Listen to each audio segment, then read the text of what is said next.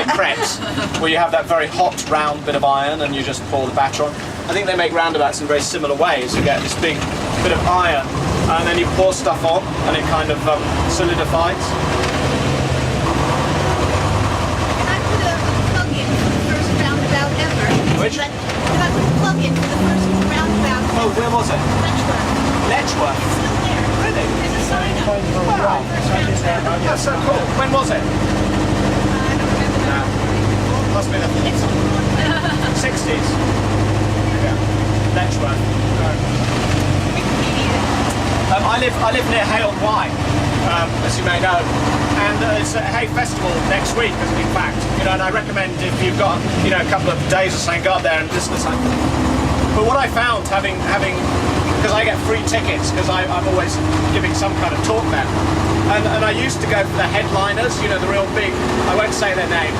The really big, you know, guns and everything. But they were always the most boring, actually. And in fact, the most interesting talks I've ever been to are the ones in what I call the dome where they grow all the roundabouts. Yes, that's where they're made. Yeah, climate controlled. So now I always go for what appears to be the most boring subjects in the Hay Festival, and they turn out to be the most interesting. And one of the ones I went to, simply because I loved the title, it was called the Norwegian traffic calming. And this is a guy who's in Norway. They study, in Scandinavians, they study a lot of, you know, social effect, you know, social engineering and stuff like that. Very interesting. Anyway, this guy had done a huge study on traffic calming and the psychological effects of traffic calming. And I had to go to this talk, and it was the most interesting talk I've ever been to in Hay-on-Wye. And it was the whole thing about getting rid of drop curbs, so to actually blur the difference between where the pedestrians go and where the drivers go, and it slows drivers down by 10%, and getting rid of road signs as well.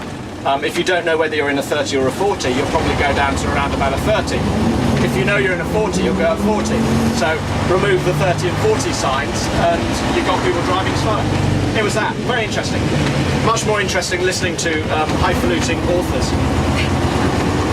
And they're always on at like 9 o'clock in the morning or 10 o'clock, the graveyard shift, and there's always tons of seats, and they're really pleased to see you. You know. So I went to one, there were only 3 of us, and that was on the history of Chepstow Castle. Very interesting. And he was very glad to see us.